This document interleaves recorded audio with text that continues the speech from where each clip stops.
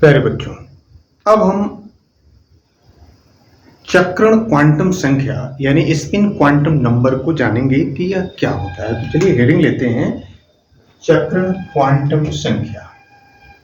चक्रण क्वांटम संख्या चौथा, ठीक है। इसे कहते हैं स्पिन क्वांटम नंबर। क्या होता है, चलिए इसको जाना जाए।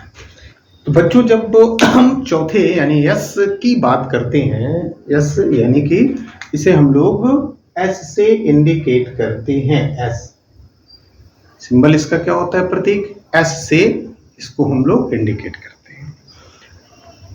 इसको सबसे पहले जॉर्ज उलेनबेक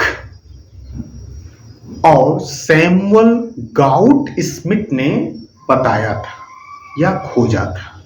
यानी स्पिन क्वांटम संख्या की खोज किसने की थी? यदि यह आपसे कोई पूछता है तो आप क्या बताएंगे? जॉर्ज उलेनबेक और सैमुअल गाउट स्मिथ ने चौथे क्वांटम संख्या चक्रण क्वांटम संख्या की उपस्थिति दर्ज की थी। George उलेनबेक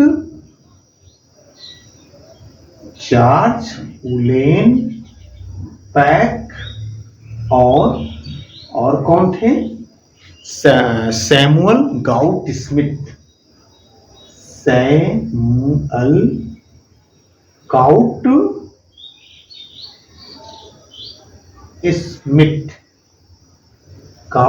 Smith, Samuel gout Smith और जॉर्ज उलेनबेक।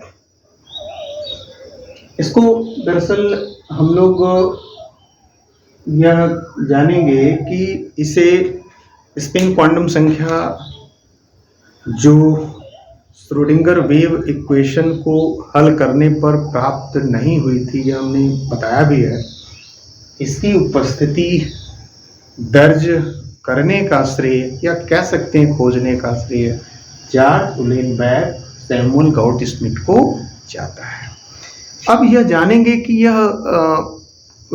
क्वांटम संख्या हमें क्या बताती है, यानी कि इलेक्ट्रॉन की स्थिति परमाणु में क्या बताती है। तो बच्चों, चक्रण क्वांटम संख्या इलेक्ट्रॉन के चक्रण को समझाती है।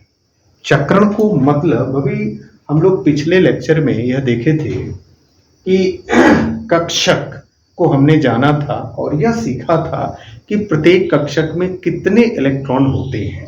तो एक कक्षक यानी यह उपकोष में एक कक्षक और एक कक्षक में अधिकतम 2 इलेक्ट्रॉन होते हैं।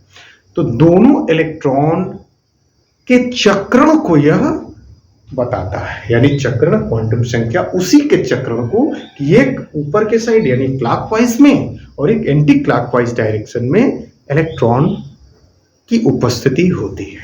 यह ठीक है। तो यह क्वांटम संख्या इलेक्ट्रॉन के चक्रण को समझाती है। नोट कर लेंगे इसको, इलेक्ट्रॉन के चक्रण को समझाती है या बताती है, यानी इलेक्ट्रॉन के चक्रण को एस यानी स्पिन क्वांटम संख्या बताती है। ठीक है। अब परमाणु में अभी मैंने समझाया कि क्लॉकवाइज की एंटी क्लॉकवाइज, परमाणु में इलेक्ट्रॉन अपने अक्ष के चारों ओर भी चक्कर लगाता है। ठीक है। यह हमें जानना है कि परमाणु में इलेक्ट्रॉन अपने अक्ष यानी जहां है वहीं पे वो घूमता रहता है, ये कह रहा है, चक्कर लगाता रहता है। ठीक है। इसी गति को इलेक्ट्रॉन की चक्रण गति भी हम बोल देते हैं। क्या बोल देते हैं? इसी को इलेक्ट्रॉन की चक्रण गति भी बोल देते हैं। ये दिमाग में हमें रखना चाहिए, जहां होता है वहीं वो चक्कर लगाता है, इसलिए इसको चक्र गति भी कह देते हैं। मुख्य बात हमें यह जानना है कि इलेक्ट्रॉन के चक्रण से संबंधित है, यानी कि उसमें क्लॉकवाइज और एंटी क्लॉकवाइज के रूप में यह रहता है। ठीक है। इलेक्ट्रॉन का चक्रण हमने देखा कि यह दो तरह से हो सकता है, एक क्लॉकवाइज यानी घड़ी के सुई के दिशा की तरफ ऊपर की तरफ, और एक एंटी क्लॉकवाइज नीचे की तरफ। तो यह जानना जरूरी है, इलेक्ट्रॉन का चक्र सिर्फ दो प्रकार का होता है, यह लिखेंगे। इलेक्ट्रॉन का चक्र सिर्फ दो प्रकार का होता है, दो प्रकार का। इलेक्ट्रॉन का चक्रण कितने प्रकार का? दो प्रकार का। जनरली हम एक को क्लॉकवाइज कहेंगे और दूसरे को एंटी क्लॉकवाइज कहेंगे। ठीक है, ठीक है। अब ये दो प्रकार में क्या होता है, एक को क्लॉकवाइज माने घड़ी के सुई के दिशा में यानी ऐसे क्लॉकवाइज, और दूसरे को एंटी क्लॉकवाइज, एंटी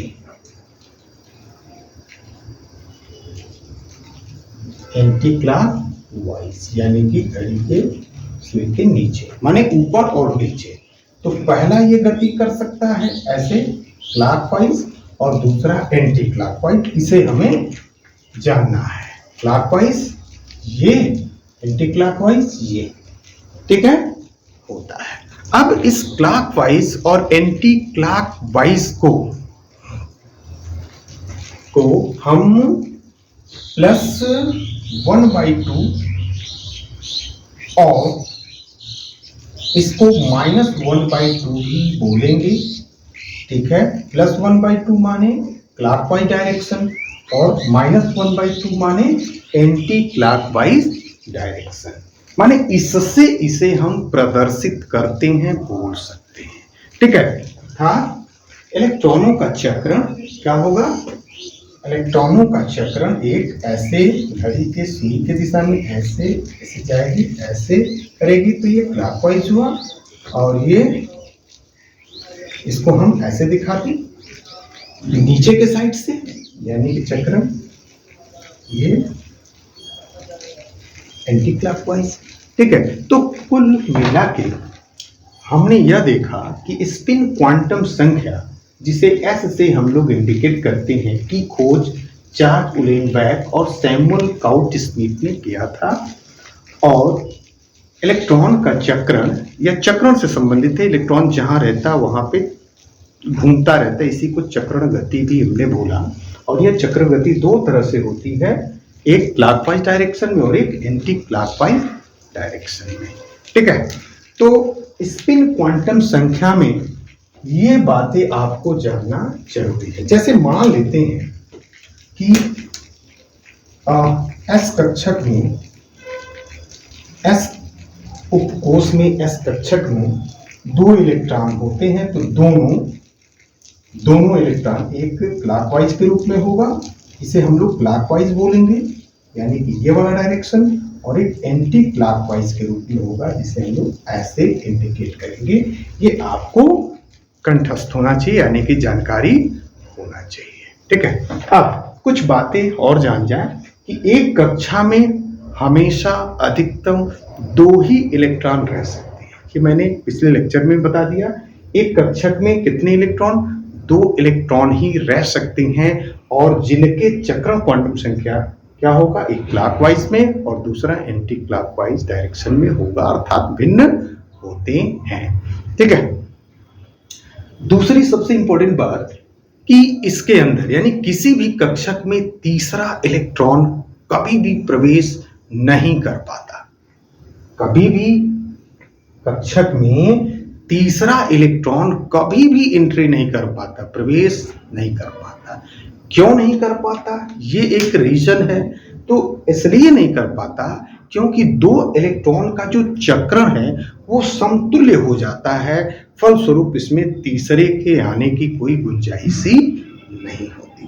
तो इस तरह से हम लोगों ने स्पिन क्वांटम संख्या में यह सीखा, यह स्पिन क्वांटम संख्या क्लॉकवाइज और एंटी क्लॉकवाइज के रूप में होती है।